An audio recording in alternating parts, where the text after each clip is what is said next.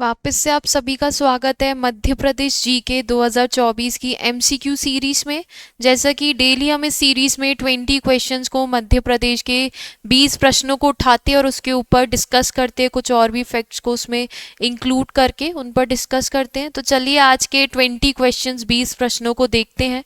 सबसे पहला क्वेश्चन है आपका, प्राचीन काल में अभेद किला किसे माना जाता था, यानी एंशियंट टाइम्स में प्राचीन समय में अभेद किला किसे माना जाता था, तो वो माना जाता था असीरगढ़ के किले को।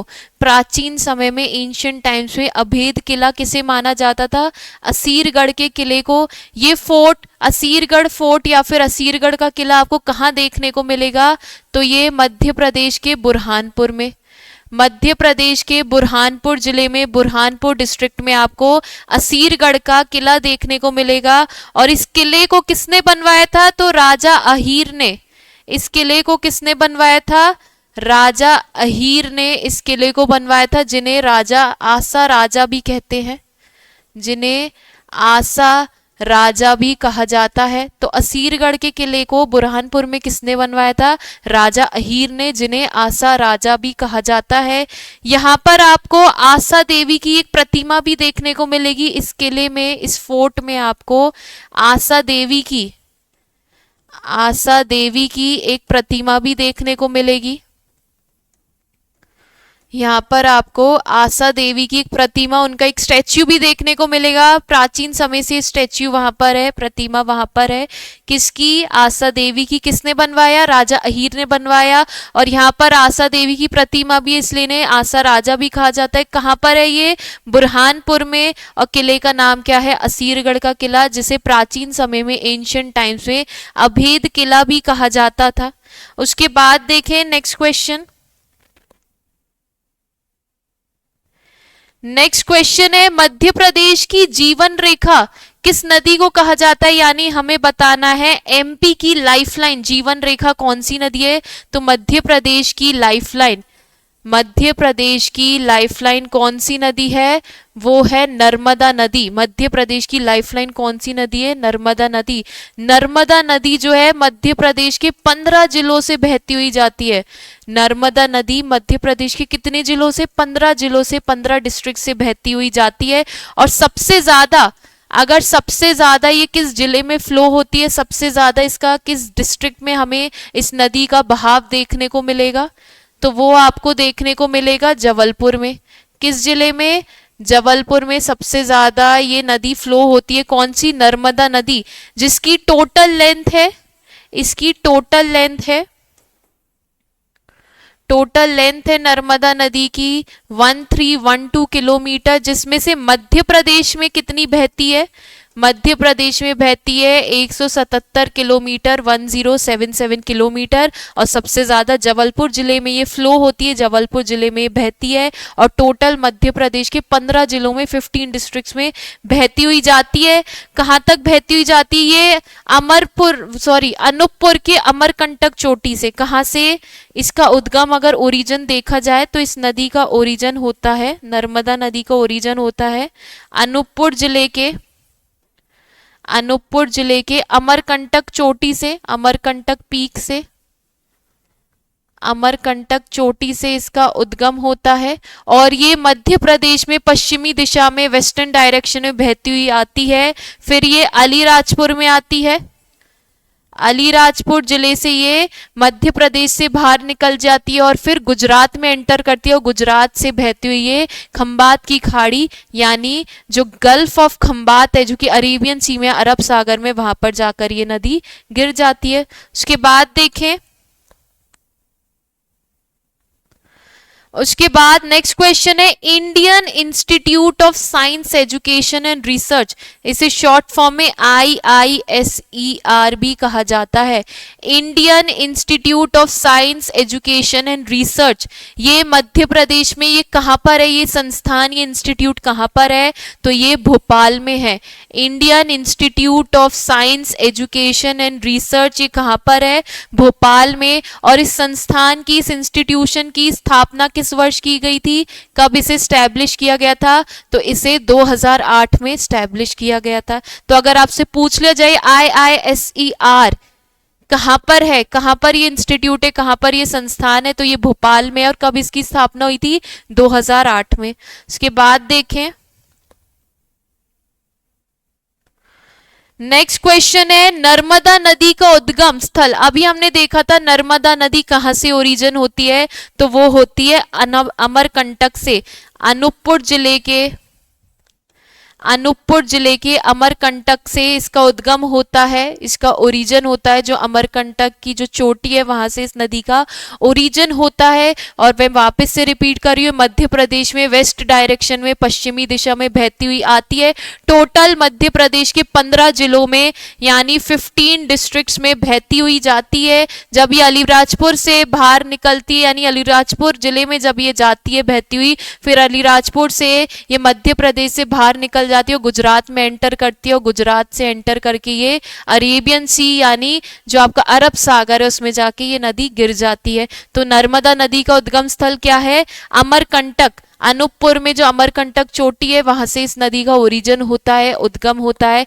इसे मध्य प्रदेश की जीवन रेखा, लाइफलाइन भी कहा जाता है। नर्मदा नदी को मध्य प्रदेश की लाइफलाइन भी कहा जाता है, लाइफ लाइन ऑफ एमपी। और भी नर्मदा नदी के कुछ और नाम देख लीजिए, जैसे इसे जीवन रेखा तो कहती है मध्य प्रदेश की, इसे मेकल सुता भी कहते हैं, इस नदी को मेकल सुता कहा जाता है। सोमो देवी कहा जाता है, सोमो देवी के नाम से जाना जाता है नर्मदा नदी को। रेवा के नाम से जाना जाता है, किस नाम से? रेवा के नाम से। और टॉलमी ने नर्मदा नदी को क्या नाम दिया है? नमोदस। टॉलमी ने नर्मदा नदी को क्या नाम दिया है? नमोदस नाम दिया है। तो ये कुछ एक्स्ट्रा फैक्ट्स हैं जो कि आपसे एग्जाम में पूछ लिए जाएंगे। उसके बाद देखें, उसके बाद है मध्य प्रदेश के मध्य उच्च प्रदेश का उत्तरी भाग कैसा है, यानी मध्य प्रदेश का जो सेंट्रल हाईलैंड्स है, मध्य उच्च प्रदेश यानी जो मध्य प्रदेश का सेंट्रल हाईलैंड्स है, सेंट्रल हाईलैंड्स की का जो उत्तरी भाग है उसका जो नर्दर्न पार्ट है वो कैसा है? क्या वो विस्तृत त्रिभुजाकार है, यानी वो ट्रायंगुलर शेप में है? क्या वो ट्रायंगुलर शेप में है, या फिर वो सपाट है यानी बिल्कुल प्लेन सरफेस है, या फिर वो बिल्कुल प्लेन सरफेस है? उसके बाद या फिर वो चौकोर है यानी स्क्वायर है, क्या वो स्क्वायर है, या फिर वो गोल है यानी वो सर्कल है? तो मध्य प्रदेश के जो सेंट्रल हाईलैंड्स का उत्तरी भाग है यानी मध्य उच्च प्रदेश की जो नर्दर्न पार्ट है वो आपका ट्रायंगुलर शेप का है। वो कैसा है? त्रिभुज आकार का है, ट्रायंगुलर शेप का। एक बार हम इसकी पोजीशन देख लेते हैं कि मध्य प्रदेश में जो मध्य उच्च प्रदेश है, सेंट्रल हाईलैंड्स है, वो कहाँ पर लोकेट करता है। तो देख लेते हैं, नर्मदा सोन वैली, जो आपकी नर्मदा सोन वैली है,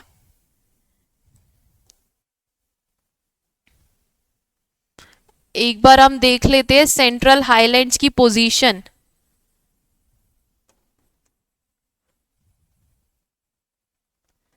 सेंट्रल हाईलैंड्स की हम पोजीशन देख रहे हैं, उसकी स्थिति देख रहे हैं, जिसे हिंदी में कहते हैं मध्य उच्च प्रदेश, और इंग्लिश में क्या कहा जाएगा? Central highlands. ये आपका नर्मदा सोन वैली और अरावली रेंजेस के बीच में एक त्रिभुज आकार का पठार होता है जिसे मध्य उच्च प्रदेश कहा जाता है। क्या कह रहे हैं? इसकी पोजीशन क्या है? ये नर्मदा सोन वैली यानी नर्मदा सोन घाटी और अरावली श्रेणी और अरावली रेंजेस, अरावली श्रेणी अरावली रेंजेस के बीच एक त्रिभुज आकार यानी ट्रायंगुलर शेप का एक प्लेट्यू है, एक पठार है, ट्रायंगुलर शेप का एक प्लेट्यू, एक पठार है, उसे ही मध्य उच्च प्रदेश यानी सेंट्रल हाईलैंड्स कहा जाता है। तो हमने इसकी पोजीशन क्या देख ली, मध्य प्रदेश में नर्मदा सोन वैली और जो अरावली रेंजेस है, अरावली श्रेणी है, उसके बीच का जो पठार है, उसके बीच का जो प्लेट्यू है वो बिल्कुल ट्रायंगुलर शेप का है और उसी पठार को क्या नाम दिया गया है, सेंट्रल हाईलैंड्स यानी मध्य उच्च प्रदेश नाम दिया गया है। और जो उसका उत्तरी भाग है, जो उसका नदन पार्ट है, वो किस शेप का है, वो विस्तृत त्रिभुजाकार यानी ट्रायंगुलर शेप का एक्सटेंशन हमें देखने को मिलता है सेंट्रल हाईलैंड्स में। ये जो सेंट्रल हाईलैंड्स है, मध्य उच्च प्रदेश है, इसमें टोटल 5 पठार आते हैं, इसमें टोटल 5 प्लेट्यूज आते हैं। एक बार हम उन प्लेट्यूज के नाम देख लेते हैं। तो वो नाम है प्लेट्यूज के, पहला है आपका मध्य भारत का पठार। पहला कौन सा होगा, मध्य भारत का पठार। मध्य भारत का पठार। दूसरा है मालवा प्लेट्यू, मालवा का पठार। दूसरा है मालवा प्लेट्यू, मालवा का पठार। जो आपका सेंट्रल हाईलैंड्स है उसमें टोटल 5 प्लेट्यूज आते हैं, 5 पठार आते हैं, जिसमें पहला है मध्य भारत का पठार, दूसरा है मालवा का पठार, तीसरा है आपका बुंदेलखंड प्लेट्यू, बुंदेलखंड का पठार। तीसरा है बुंदेलखंड प्लेट्यू यानी बुंदेलखंड का पठार। चौथा है रीवा पन्ना प्लेट्यू। चौथा है रीवा पन्ना प्लेट्यू, रीवा पन्ना का पठार। चौथा है आपका रीवा पन्ना प्लेट्यू, रीवा पन्ना का पठार। और पांचवा है नर्मदा सोन घाटी, नर्मदा सोन वैली। पांचवा कौन सा है आपका, नर्मदा सोन घाटी, नर्मदा सोन वैली। पांचवा कौन सा है, नर्मदा सोन घाटी, नर्मदा सोन वैली। तो अब आप देख सकते हैं कि जो मध्य प्रदेश में जो मध्य उच्च प्रदेश है, सेंट्रल हाईलैंड्स है, वो कितना बड़ा है। वो टोटल मध्य प्रदेश के 5 प्लेट्यूज, 5 पठारों को कवर करता है। कौन कौन से, मध्य भारत का पठार यानी सेंट्रल इंडिया प्लेट्यू को कवर करता है, मालवा का पठार, मालवा प्लेट्यू इसके अंदर आता है, बुंदेलखंड का पठार, बुंदेलखंड प्लेट्यू इसके अंदर आता है, रीवा पन्ना का पठार, रीवा पन्ना प्लेट्यू इसके अंदर आता है, और नर्मदा सोन घाटी, नर्मदा सोन वैली भी इसके अंदर आती है। और इसकी पोजीशन देख ले तो कहां होगी, नर्मदा सोन वैली और अरावली रेंजेस के बीच में जो आपको एक पठार देखने को मिलेगा, एक प्लेट्यू देखने को मिलेगा, जिसका शेप ट्रायंगुलर में होगा, जिसका जो शेप आकार है वो त्रिभुज आकार का होगा, वही आपका मध्य उच्च प्रदेश है, सेंट्रल हाईलैंड्स है। उसके बाद देखें, उसके बाद है नर्मदा सोन एवं जोहिला नदी का उद्गम स्थल, यानी नर्मदा सोन और जोहिला नदी ये कहाँ से ओरिजिन होती है। तो हमने अभी तो देखा नर्मदा कहाँ से ओरिजिन होती है, अनूपपुर जिले में अमरकंटक पहाड़ी से ये ओरिजिन होती है। देख लीजिए, अमरकंटक की पहाड़ियों से नर्मदा नदी ओरिजिन होती है। सोन नदी भी यहीं से ही उत्पन्न होती है, सोन नदी भी यहीं से ही ओरिजिन होती है, और जोहिला नदी भी यहीं से, यानी जो आपकी अमरकंटक की पहाड़ी है, अनूपपुर जिले में अमरकंटक की पहाड़ी से 3 नदियों का उद्गम होता है, 3 रिवर्स का ओरिजिन होता है, नर्मदा, सोन और जोहिला। नर्मदा की हमें लंबाई पता है, नर्मदा की लंबाई कितनी है, 1312 किलोमीटर, जिसमें मध्य प्रदेश में कितनी बहती है ये, 1077 किलोमीटर। सोन नदी की लंबाई देख लीजिए, सोन नदी की कुल लंबाई कितनी है, तो वो है 780 किलोमीटर। सोन नदी की लेंथ कितनी है, सॉरी, सोन नदी की लंबाई, सोन नदी की लेंथ कितनी है, 780 किलोमीटर। और ये जो आपकी नर्मदा नदी है ये कहाँ, ये अरेबियन सी, अरब सागर में जाकर गिर जाती है। ये कहाँ जाकर गिर जाती है, अरेबियन सी में, गल्फ ऑफ खंबात में, खंबात की खाड़ी में जाकर गिर जाती है। गल्फ ऑफ खंबात, खंबात की खाड़ी में जाकर गिर जाती है। जो सोन नदी है वो 780 किलोमीटर इसकी कुल लंबाई है। और ये पटना, जो आपका पटना बिहार में आता है वहां पर जाकर ये गंगा नदी में मिल जाती है। किस नदी में मिल जाती है? सोन नदी, गंगा, यानी सोन किस नदी की ट्रिब्यूटरी है? गंगा नदी की ट्रिब्यूटरी। और जो जोहिला है वो सोन नदी में ही आकर मिल जाती है। जोहिला किस नदी में आकर मिल जाती है? सोन नदी में ही आकर मिल जाती है। तो जोहिला नदी किसकी ट्रिब्यूटरी हो गई? जोहिला आपकी सोन नदी की ट्रिब्यूटरी हो गई। उसके बाद देखें तो ये आपको समझ आ गया कि नर्मदा, सोन और जोहिला इन तीनों का उद्गम स्थल, इन तीनों का ओरिजिन होता है अमरकंटक की पहाड़ी से। जो नर्मदा उसकी कुल लंबाई है 1312 किलोमीटर, मध्य प्रदेश में कितनी बहती है? 1077 किलोमीटर, और ये अरेबियन सी में जाकर मिल जाती है। सोन नदी जो है इसकी कुल लंबाई है 780 किलोमीटर, और ये पटना बिहार में जाकर ये गंगा नदी में मिल जाती है, यानी गंगा नदी की ट्रिब्यूटरी है, सहायक नदी है सोन। और जोहिला नदी जो है ये उद्गम होती है थोड़ी ये बहती है और फिर सोन नदी में जाकर मिल जाती है। उसके बाद देखें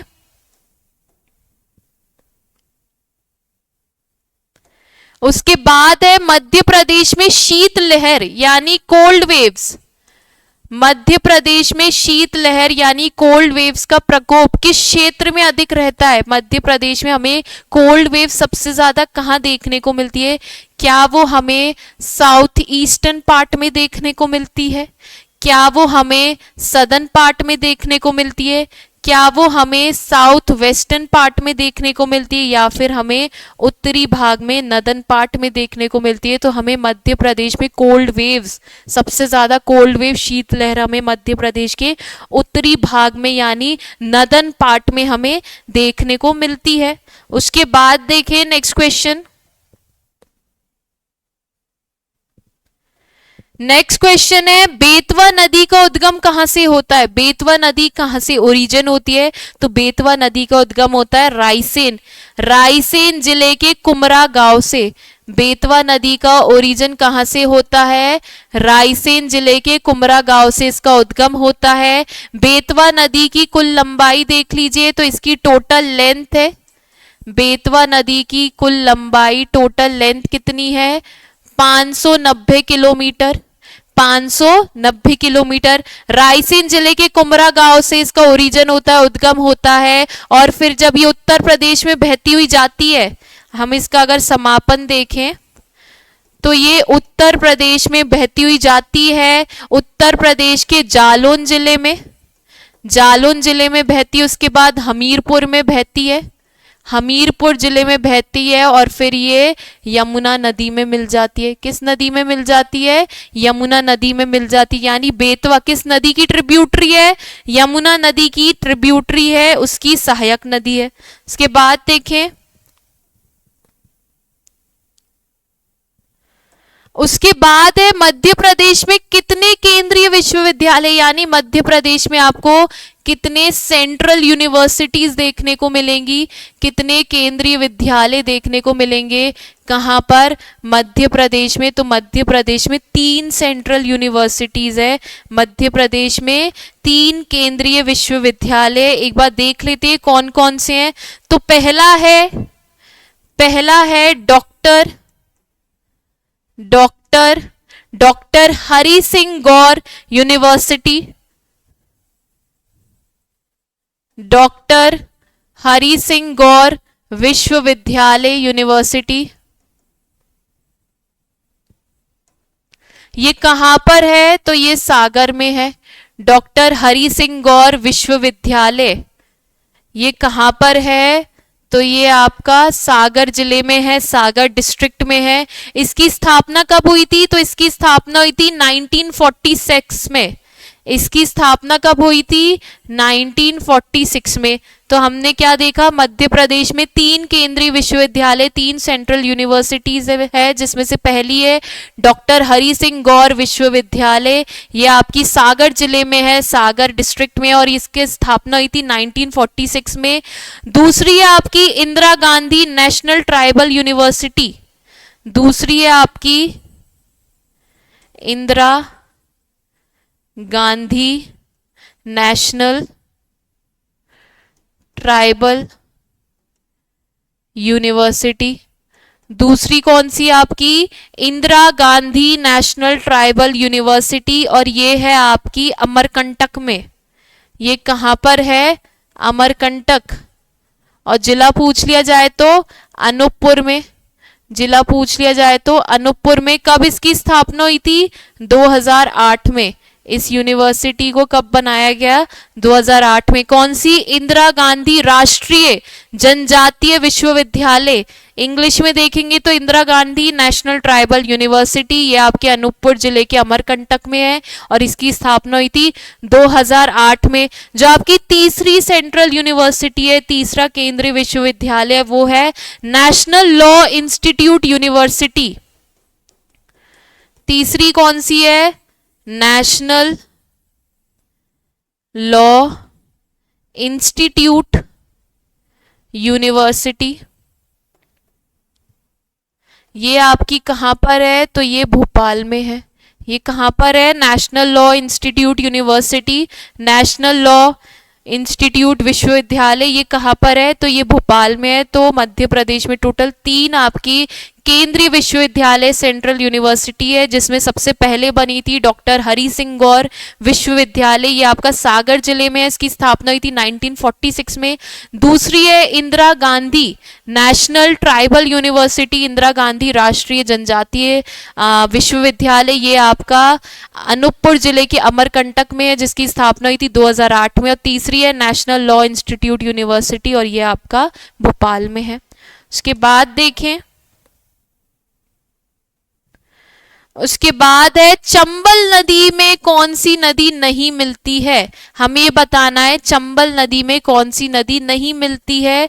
क्या वो काली सिंध है, या फिर वो शिप्रा है, या फिर वो केन है, या फिर वो बेतवा है? तो जो आपकी काली सिंध और शिप्रा है, ये दोनों चंबल नदी में मिलती है। काली सिंध और शिप्रा ये दोनों चंबल नदी में जाकर मिलती है, चंबल नदी में मर्ज होती है। सबसे पहले काली सिंध को देखते हैं कि ये कहाँ से ओरिजिन होती है। तो काली सिंध का ओरिजिन होता है देवास के बागली गांव से। देवास के बागली गांव से इस नदी का उद्गम होता है। कहाँ से उद्गम होता है? देवास जिले के बागली गांव से इस नदी का उद्गम होता है और इसकी कुल लंबाई है 150 किलोमीटर। काली सिंध की कुल लंबाई कितनी है? 150 किलोमीटर। चंबल नदी में कहां पर जाकर मिलती है? तो ये काली सिंध राजस्थान में बहती हुई जाती है। राजस्थान में बहती हुई जाती है। राजस्थान में बहकर ये चंबल नदी में मिल जाती है। किस नदी में?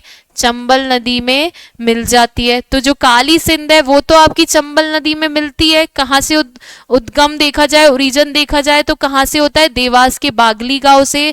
टोटल लेंथ है 150 किलोमीटर। जब ये राजस्थान में बहती हुई जाती है, राजस्थान में जाकर चंबल नदी में मिल जाती है। शिप्रा नदी के बारे में देख लेते हैं। शिप्रा नदी का उद्गम होता है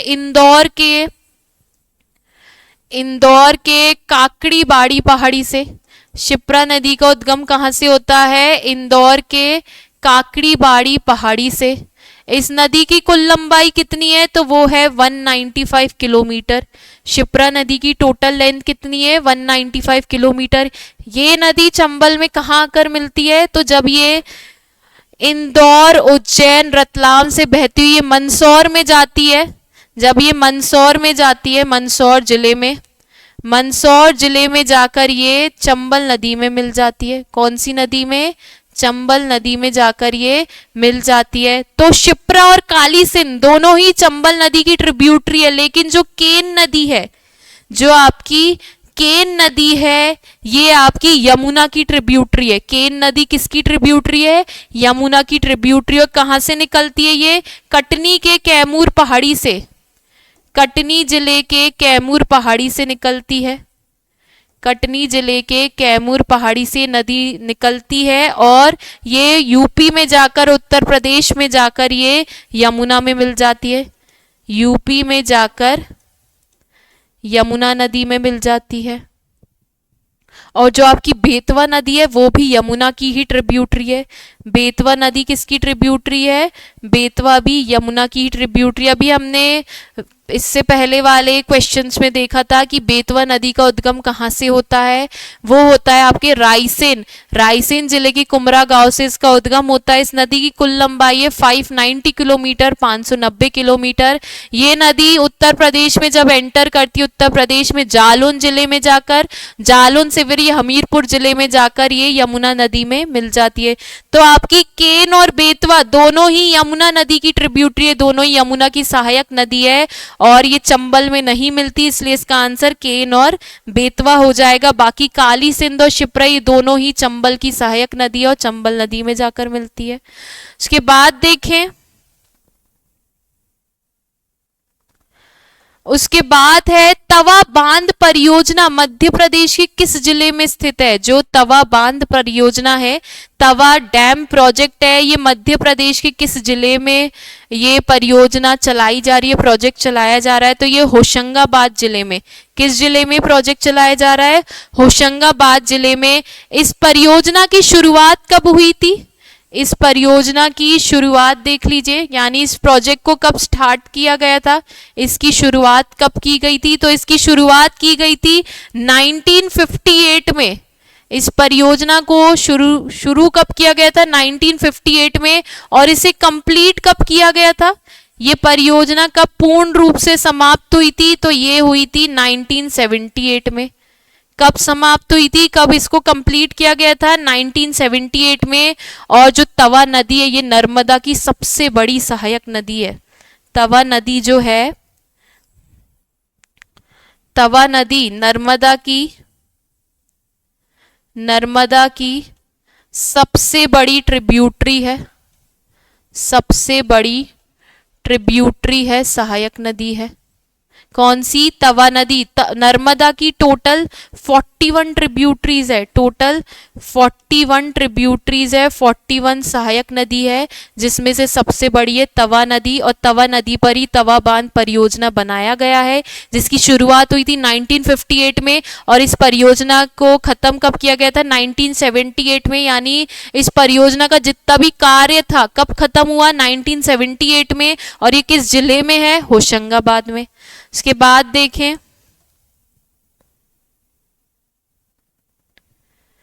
कौन सी नदियां पश्चिम की ओर बहती है, यानी वेस्ट साइड में बहती है? क्या वो नर्मदा और माही नदी है? क्या वो केन और बेतवा नदी है? क्या वो चंबल और काली सिंध है? क्या वो पेंच एवं हिरण नदी है? तो जो वेस्टर्न डायरेक्शन की ओर बहती है वो है नर्मदा माही नदी। नर्मदा और माही नदी मध्य प्रदेश में दोनों ही पश्चिम तरफ यानी वेस्ट साइड की ओर बहती है। हमने नर्मदा को उद्गम देख लिया, ये अनूपपुर जिले के अमरकंटक पहाड़ी से इसका उद्गम होता है, मध्य प्रदेश के पश्चिमी दिशा में बहती हुई आती है और अलीराजपुर से निकलकर गुजरात राज्य में एंटर करके ये अरब सागर यानी अरेबियन सी में गिर जाती है। जो माही नदी उसका उद्गम होता है धार जिले से। माही नदी का उद्गम कहाँ से होता है? धार जिले से इसका उद्गम होता है। ये भी आपके मध्य प्रदेश के वेस्ट डायरेक्शन में बहती हुई जाती है, पश्चिमी दिशा में बहती हुई जाती है और अरब सागर में जाकर गिर जाती है, अरेबियन सी में जाकर गिर जाती है। तो मध्य प्रदेश में वो नदियां कौन सी जो कि वेस्ट डायरेक्शन में फ्लो होती है? नर्मदा और माही नदी। इसके बाद देखें, मध्य प्रदेश का सबसे बड़ा रेलवे जंक्शन कौन सा है? मध्य प्रदेश का सबसे बड़ा रेलवे जंक्शन है इटारसी और ये किस जिले में आता है? ये आता है आपका नर्मदापुरम। किस जिले में आता है? नर्मदापुरम, जिसे पहले होशंगाबाद के नाम से जानते थे। तो मध्य प्रदेश का सबसे बड़ा रेलवे जंक्शन कौन सा है? इटारसी। किस जिले में आता है? नर्मदापुरम में, जिसे पहले होशंगाबाद जिले के नाम से जाना जाता था। इसके बाद देखें, कौन सा जलप्रपात नर्मदा नदी पर नहीं है, यानी कौन सा वाटरफॉल नर्मदा रिवर पर नहीं है, नर्मदा नदी पर नहीं है? तो वो है आपका भालकुंड जलप्रपात। कौन सा? भालकुंड वाटरफॉल। ये आपका बीना नदी पर है। कौन सी नदी पर है? बीना नदी। बीना नदी किसकी सहायक नदी है? तो बीना नदी बेतवा की सहायक नदी है। बीना नदी किसकी ट्रिब्यूटरी है? ये बेतवा की सहायक नदी है, बेतवा की ट्रिब्यूटरी है। और ये जो वाटरफॉल है ये कहाँ पर है? तो ये सागर जिले में है। ये वाटरफॉल कहाँ पर है? सागर जिले के राहतगढ़ में। सागर जिले के राहतगढ़ में इस जलप्रपात, इस वाटरफॉल को बनाया गया है। तो भालकुंड जलप्रपात किस नदी पर है? बीना नदी पर है, ये नर्मदा नदी पर नहीं है।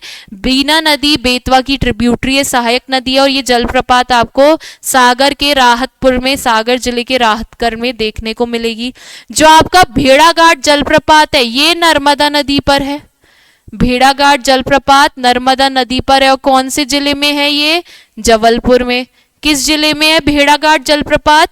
जबलपुर में। उसके बाद जो आपका कपिल धारा जलप्रपात है, कपिल धारा जलप्रपात ये भी आपका नर्मदा नदी पर है। ये भी आपका नर्मदा नदी पर है। और किस जिले में है? अनूपपुर में। कपिल धारा जलप्रपात किस जिले में? अनूपपुर में। उसके बाद जो दुग्ध धारा जलप्रपात है ये भी आपका नर्मदा नदी पर है। और ये किस जिले में है? तो ये अनूपपुर में है। ये जलप्रपात अनूपपुर में है। उसके बाद देखें,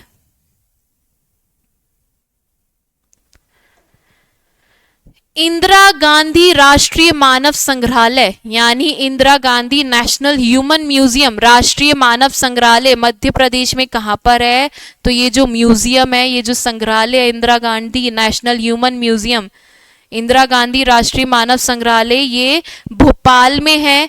भोपाल में ये आपको श्यामला हिल्स पर, भोपाल में जो श्यामला हिल्स है वहां पर आपको ये म्यूजियम देखने को मिलेगा, जिसकी स्थापना हुई थी 1985 में। इस संग्रहालय, इस म्यूजियम को कब बनाया गया था? 1985 में। इंदिरा गांधी राष्ट्रीय मानव संग्रहालय ये भोपाल के श्यामला हिल्स पर सिचुएटेड है। इसकी स्थापना हुई थी 1985 में। उसके बाद देखें,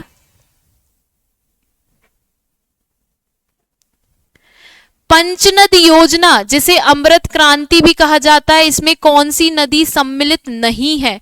तो हमें यह बताना है कि जो पंचनद योजना है जिसे अमृत क्रांति भी कहा जाता है, इसमें कौन सी नदी इसका पार्ट नहीं है? तो बेसिकली जो इसमें नदी सम्मिलित नहीं है वो है आपकी नर्मदा नदी। कौन सी नदी पंचनद योजना या फिर अमृत क्रांति में सम्मिलित नहीं है? तो वो है नर्मदा नदी। पंचनद का मतलब होता है 5 नदियों का संगम। पंचनद का मतलब क्या होता है? 5 नदियों का संगम।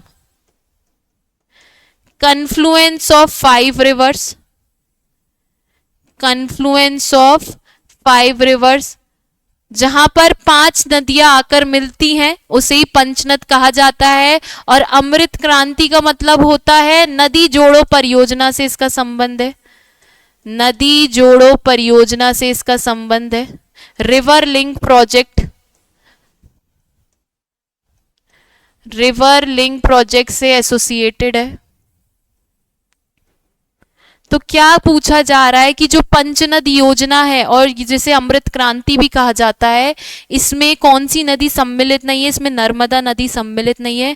पंचनद का मतलब होता है जहां पर 5 नदी आकर मिलती है। और अमृत क्रांति यानी नदी जोड़ो परियोजना, आप 5 नदी आकर मिल रही है यानी रिवर आपस में लिंक कर रही है, जोड़ रही है एक दूसरे से, इसलिए इसको नदी जोड़ो परियोजना या फिर रिवर लिंक प्रोजेक्ट भी कहा जाता है। उसके बाद देखें,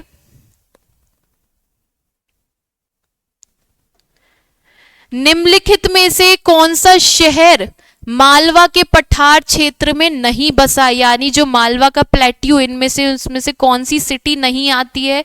क्या वो उज्जैन है, क्या वो जबलपुर है, क्या वो देवास है या फिर इंदौर है? तो देवास, इंदौर, उज्जैन, ये तीनों ही मालवा के पठार पे आते हैं। लेकिन जो जबलपुर है ये मालवा प्लेट्यू, मालवा के पठार वाले क्षेत्र में नहीं आता है। जबलपुर आपका नर्मदा सोन वैली वाले एरिया में आता है। जबलपुर आपका नर्मदा सोन वैली यानी नर्मदा सोन घाटी वाले क्षेत्र में आता है। बाकी उज्जैन, देवास, इंदौर ये सब मालवा के पठार में आते हैं। इसके बाद देखें,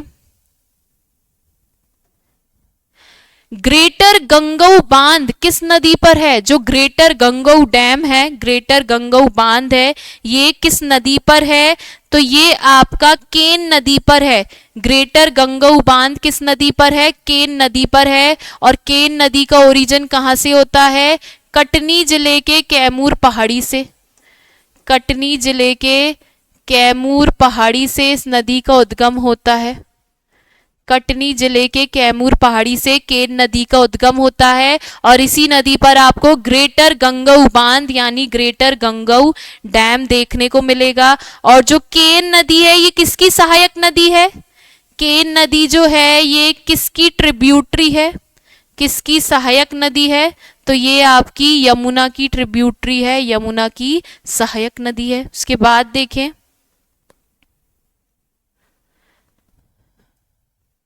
मध्य प्रदेश का सबसे अधिक निचला क्षेत्र कौन सा है? यानी मध्य प्रदेश का सबसे ज्यादा लोएस्ट यानी लोएस्ट एरिया निचला क्षेत्र कौन सा है? तो वो होगा आपका बघेलखंड प्लेट्यू। बघेलखंड प्लेट्यू मध्य प्रदेश का सबसे निचला हिस्सा है, निचला पार्ट है। कौन सा? बघेलखंड प्लेट्यू। बघेलखंड का पठार, बघेलखंड प्लेट्यू मध्य प्रदेश का सबसे ज्यादा निचला पार्ट है, लोएस्ट पोर्शन है। ये मध्य प्रदेश के आपको ईस्ट साइड में देखने को मिलेगा। मध्य प्रदेश के ईस्ट साइड में आपको देखने को मिलेगा। मध्य प्रदेश के पूर्व में, ईस्ट में आपको देखने को मिलेगा। मध्य प्रदेश का अगर पूछ लिया जाए सबसे अधिक निचला क्षेत्र, वो है बघेलखंड का पठार। ये मध्य प्रदेश की पूर्व दिशा में ईस्ट में आपको ये देखने को मिलेगा। उसके अलावा जो नर्मदा सोन घाटी है, मालवा का पठार, बुंदेलखंड का पठार, ये मध्य प्रदेश का निचला क्षेत्र नहीं है। लेकिन जो आपकी नर्मदा सोन घाटी है ये मध्य प्रदेश के दक्षिण में आती है। ये प्राकृतिक रूप से मध्य प्रदेश का निचला भाग है। ये प्राकृतिक रूप